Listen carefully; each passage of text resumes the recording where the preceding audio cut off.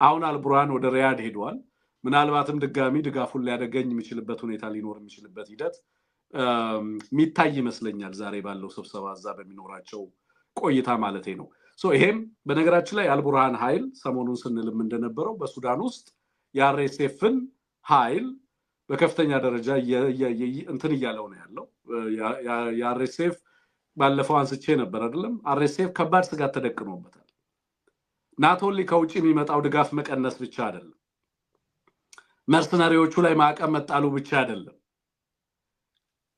ትልልቅ ጀነራሎቹም ጭምር እየከዱ ነው ያሉት አልቀዋ የሚባለው ጀነራሉ አሁን ሰሞኑን ከትናንት ወዲያ እንደዚሁ ከርቶ ከአልቡርሃን ጋር አቀባበል ሲደረግለት ተመልክተናል ሌላው ዛሬ ሞጃ የምትባለውን በተለይ ወደዚህ ብሉ ናይል ስቴት ወደ ኩርሙክ የምትወስድ በጣም ስትራቴጂክ ቦታ አለች እሷን ዛሬ መልሰው መቆጣጠር የቻሉበት ሁኔታ አለ ድሮን ጃመሮችን ሌሎች አዳዲስ ቴክኖሎጂዎችን በተለይ ደግሞ መጠቀም ከጀመሩ በኋላ ከፍተኛ የሆነ በወታደራዊ ረገድ ከፍተኛ ውጤት እያገኙ እንዳሉ በግልጽ መመልከት እንችላለን ማለቴ ነው ምንድነው እየሆነ ያለው በአጠቃላይ በሱዳንም በኢትዮጵያም በዓለም አቀፍ ደረጃም ያሉ እንቅስቃሴዎች በቀጠናው ላይ የምንመለከታቸው ነገሮች በአንድም በሌላም ነገር በቀጠናው ላይና በዓለም አቀፍ ደረጃ ካሉ ፍላጎቶች ጋር በጥብቅ የተሳሰሩ መሆናቸውን መገንዘብ ያስፈልጋል በእነዚህ ሁሉ ሂደቶች ውስጥ እንግዲህ አብይ አህመድ በአንድም በሌላም መንገድ ፖሊሲዎቻቸውን በተለይ በቅርብ ጊዜ አይተ ከሆነ የዚህ የማክሮ ኢኮኖሚክ ሪፎርሙ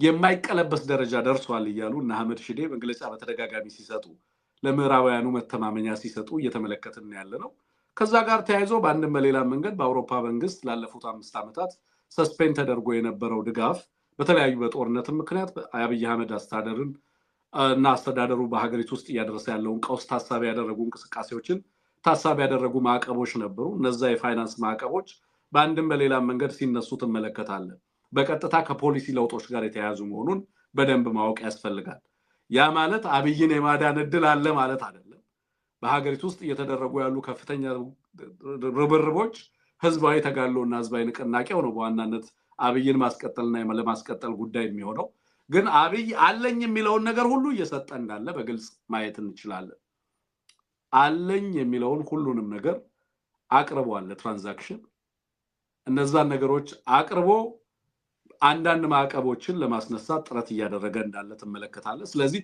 በተለይ በዲፕሎማሲው ረገድ የሚሰሩ አካላት በሀገሪቱ ውስጥ ያለውን ሰባዊ ቀውስ እያሳዩ ጦርነቱን እያሳዩ በህዝብና በሀገር ላይ የደረሰ ያለውን ጉዳትና ፍጅት እያሳዩ እነዚህ ሀገራት ፖሊሲዎቻቸውን እንዲያጤኑ ከዚህ አገዛዝ ጋር የሚያደርጉትን ኢንጌጅመንት ድጋሚ እንዲመለከቱ ለማድረግ ስራዎች መሰራት አለባቸው ግን አሁን ዋናው ነገር መበሬት ላይ ያለው ትግል እንዳለ ሆኖ ኢንጌጅመንታችን ከአብይ አህመድ ጋር ሳይሆን ከዛ በላይ ካሉ ፍላጎቶች ጋር መሆን መቻሉን በደንብ መረዳት ያስፈልጋል አብይ አህመድ ይሰጥ ይሆናል ግን ደግሞ ዋስትና መስጠት አይችልም እነዚህን ከውጪ የሚመጡ ኤፍዲአይዎች ፎሬን ዳይሬክት ኢንቨስትመንቱን የሀገራትን ፍላጎቶች በቀጠናው ላይ ያለው የሴኩሪቲ ጋፖችን እነዚህን ሁሉ ማስቀጠል የሚችልበት ማህበራዊና ህዝባዊ ቅቡልነት የለውም ነው በሀገሪቱ ውስጥ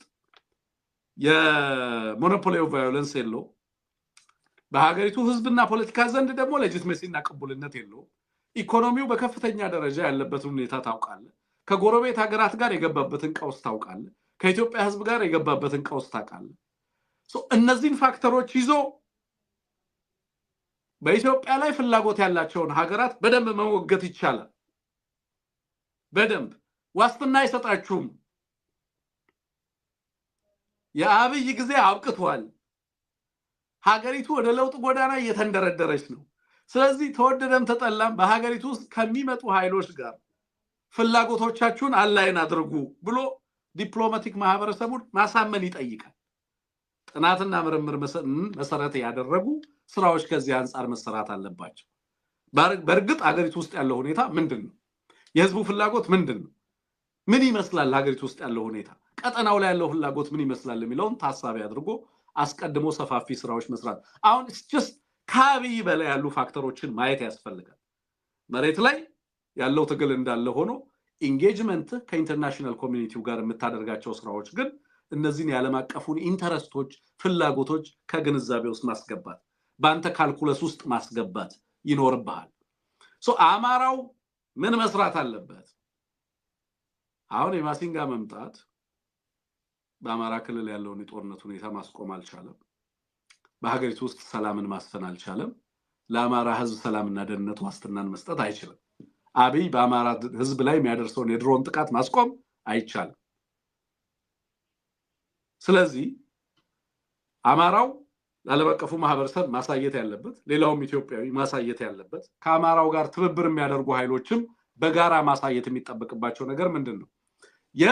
ፍላጎቶቻችሁን እንረዳለን። ኢትዮጵያ ላይ ያለውን ነገር እንዴት እንደምታዩት እንዴት እንደምትረዱትም እናውቃለን። ግን ለእናንተ ፍላጎትም ዘላቂ ዋስትና የሚሆነው የኢትዮጵያ ህዝብ ፍላጎት ሲከበር ነው፣ ሰላምና ደህንነቱ ሲጠበቅ ነው። በዚህ ረገድ አስተማማኝ ዋስትናና ትብብር ልታደርጉ የምትችሉት በህዝብ ዘንድ ቅቡልነት ያለው ስርዓት በሀገሪቱ ውስጥ ሲገነባ መሆኑን በደንብ እንድታውቁት ያስፈልጋል ብሎ በዚህ ረገድ የሚሰሩ ስራዎች ተጠናክረው መሰራት ይኖርባቸዋል። አይደለም አንሙት በዛ መንገድ ዲፕሎማሲው ላይ በትኩረትና በንቃት መስራት ውጤት የሚያመጣ መስሎ ይሰማኛል። አልቡርሃን ሳውዲ ላይ በሳውዲ የተያዘውን አቋም ያስቀይራል የሚል ነገር የለኝም በኔ እምነት። የሳውዲዎችን አቋም ሊያስቀይር ይችላል የሚል ምክንያቱም በዚህ በጦርነቱ ምክንያት ዩናይትድ አረብ ኤምሬት ሳውዲ በነገራችን ላይ ዩናይትድ አረብ ኤምሬት በቅርብ ጊዜ አንሙት የፋይናንስ ድጎማ ከሌሎች ሀገራት እስከ መጠየቅ ድረስ ሄዳለች። በዋሽንግተን ድረስ ገንዘብ ለመጠየቅ መጥተዋል። በተለይ ሆርሙዝ ተዘግቶ የሚቀጥል ከሆነ ዩናይትድ አረብ ኤምሬት ከፍተኛ ጫና ውስጥ ነው ያለው። ጦርነቶችን ማገዝ አይችልም። ያንን ጋፕ የተመለከቱት ቻይኖቹ በፍጥነት ነው የመጡት አዲስ አበባ ላይ